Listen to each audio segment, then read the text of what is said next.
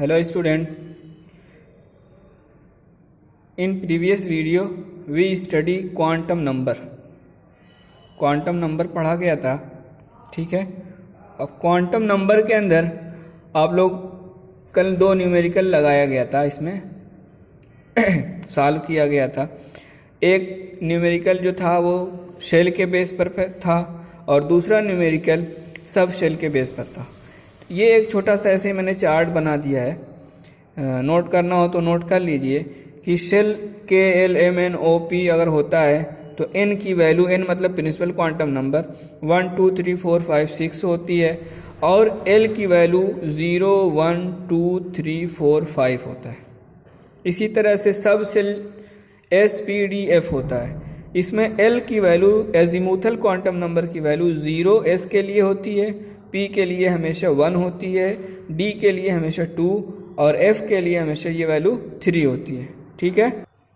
यहाँ पर n की वैल्यू ये होता है, यहाँ पर n की वैल्यू इसलिए नहीं हमने लिखा है कि जैसे s होता है तो s 1s भी होता है, 2s भी होता है, 3s 4s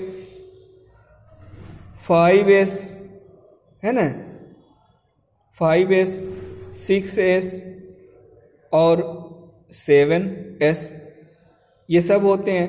तो अब ये जैसे 1s है तो इसमें n की वैल्यू 1 हो जाएगी, इसके लिए n की वैल्यू 2 हो जाएगी, इसके लिए n बराबर क्या हो जाएगा 3। 4s है तो इसके लिए n बराबर क्या हो जाएगा 4। यहाँ पर 5s है तो n इज इक्वल टू हो जाएगा 5। 6s है तो n इज इक्वल टू हो जाएगा 6। 7s है तो n इज इक्वल टू क्या हो जाएगा 7।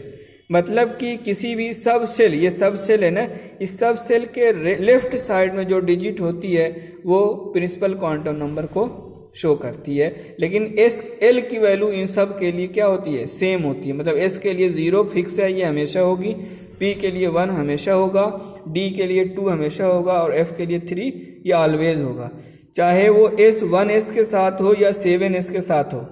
एस एल की वैल्यू पर कोई इफेक्ट नहीं पड़ेगा। अगर हम यहाँ पर कह रहे हैं कि 1s2 और एक हम ले रहे हैं 7s2, ठीक है, तो यहाँ पर कहा जाए कि प्रिंसिपल और एजीमुथल क्वांटम नंबर बताइए, तो इसके लिए n की वैल्यू क्या होगी, यहाँ पर जो लिखा है डिजिट 1 होगी और l की वैल्यू हमेशा s के लिए मैंने यहाँ पर क्या दिखाया है, s के लिए l की वैल्यू 0, तो यहाँ पर सोचना नहीं है आपको, 0 लिख देंगे, ठीक है। और यहाँ पर देखिए n की वैल्यू क्या होगी 7 होगी, लेकिन l की वैल्यू क्या होगी 0 होगी। अब यहाँ पर मैं एक बात इसलिए बता रहा हूँ कि एक रूल होता है n+l रूल, उस रूल में ये यहाँ पर उसका क्या मतलब होता है, मैंने पहले ये बताया था कि l इज इक्वल टू होता है n-1, ठीक, n-1 होता है। तो ये n-1 है तो यहाँ पर अगर ये फार्मूला है ना, अब इस फार्मूले को आप इसमें अप्लाई करिए, तो n की वैल्यू 1 है तो n-1, तो n की वैल्यू 1 है तो 1 माइनस इस पर इस फार्मूले में ये रख रहे हैं, तो n की वैल्यू 1 हो गया, ये 1 हो गया, तो 1 माइनस 1 इज इक्वल टू क्या हो जाएगा 0। तो ये देखिए सेम आ रहा है। लेकिन इसमें देखिए इस केस में n की वैल्यू 7 है तो 7 और माइनस कितना करना 1 इज इक्वल टू कितना होएगा 6, और यहाँ पर l की वैल्यू क्या आ रही है 0, तो l की वैल्यू कभी भी s के लिए 6 नहीं हो सकती है। तो इस कंडीशन में n+l ये जो फार्मूला है ये अप्लाई नहीं होता है। इसीलिए मैंने ये चार्ट बनाया है कि आप हमेशा SPDF की वैल्यू इसी से लीजिएगा, n-1 से कभी मत लीजिएगा, ठीक है। तो किसी तरह का कोई कन्फ्यूज़न या उसमें गलत होने का कोई चांस नहीं रहेगा, ओके, ठीक। अब इसमें देखिए आगे टॉपिक, यहाँ पर एक क्वेश्चन और, मैं आयनों का क्वांटम नंबर और इलेक्ट्रॉनिक कॉन्फ़िगरेशन अगर आपको पता करना हो तो कैसे करेंगे। सपोज कर लीजिए मैं यहाँ पर कह रहा हूँ कि फॉर एल्यूमिनियम 3+3 कैलकुलेट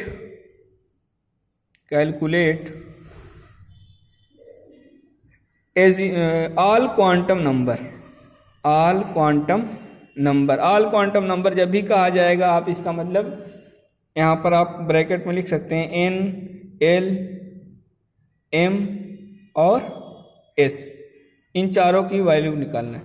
इस केस में आपको पहले क्या करना पड़ेगा, ऑल क्वांटम नंबर, क्वेश्चन अभी पूरा नहीं हुआ है,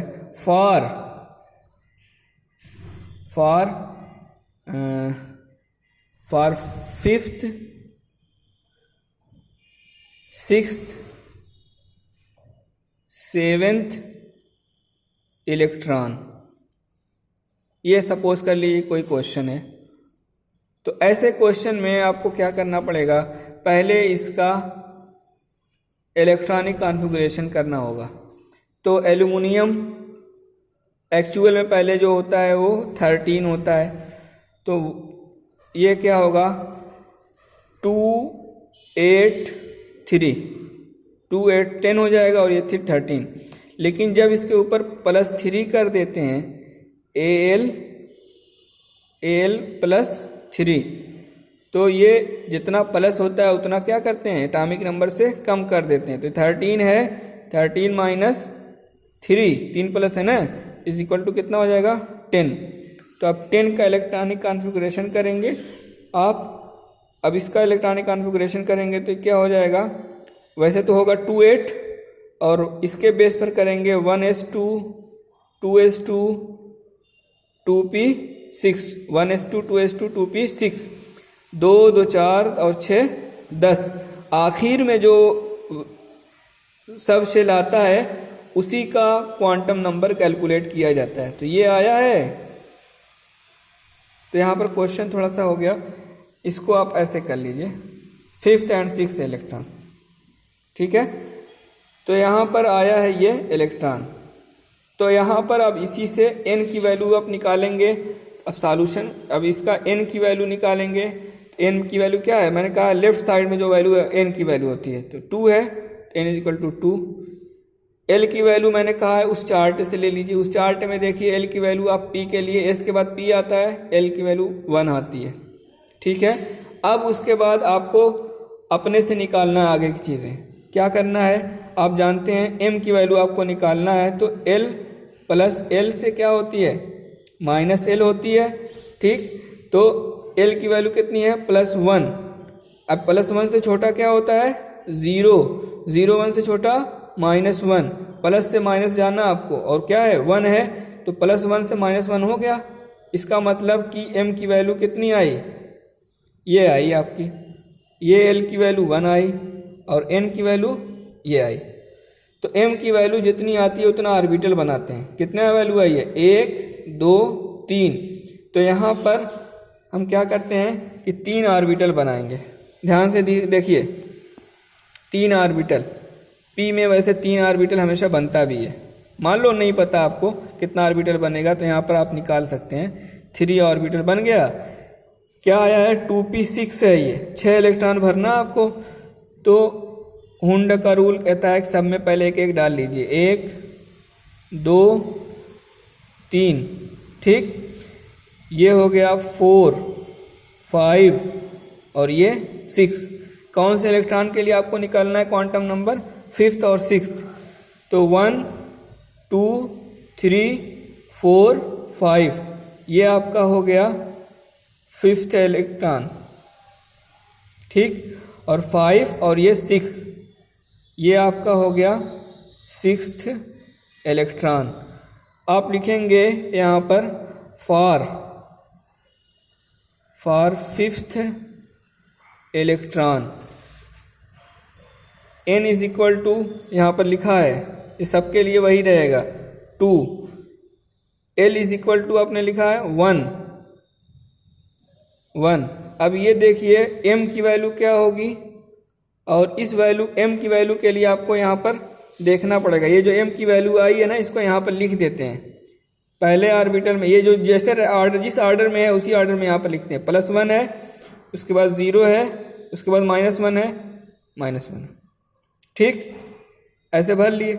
अब ये देखिए कि 5th इलेक्ट्रॉन किस ऑर्बिटल में आ रहा है, इस ऑर्बिटल में आ रहा है, तो इसके ऊपर m की वैल्यू लिखी हुई है, इस ऑर्बिटल की m की वैल्यू क्या है, 0 है, तो यहाँ पर m इज इक्वल टू 0। उसके बाद s की वैल्यू निकालना है, तो ये देखिए इलेक्ट्रॉन ऊपर की तीर वाला है या नीचे की तीर वाला है। इसके लिए s बराबर होता है +1/2 और इसके लिए s बराबर होता है -1/2। तो ये 5वां इलेक्ट्रॉन नीचे की तीर का है, तो यहाँ पर लिख देंगे -1/2। ठीक, इसी तरह से 6th इलेक्ट्रॉन के लिख लेंगे, तो यहाँ पर लिखेंगे for 6th electron n is equal to वही लिखेंगे, l इज इक्वल टू वही लिखेंगे, m is equal to change हो जाएगा।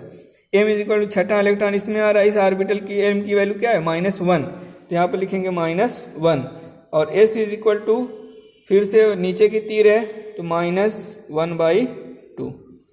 तो ये हो गया इस क्वेश्चन का आंसर। देखिए फिर से, for Al2 calculate all quantum number NLM for 5th और 6th इलेक्ट्रॉन, ये बात थी। तो एल्युमिनियम का पहले इलेक्ट्रॉनिक कॉन्फ़िगरेशन किया गया, फिर +3 एल्युमिनियम का किया गया, तो 13 इसका एटॉमिक नंबर होता है, उसमें से 3 माइनस कर दिया गया, 10 आया और इस 10 का इलेक्ट्रॉनिक कॉन्फ़िगरेशन किया गया सब शेल के आधार पर।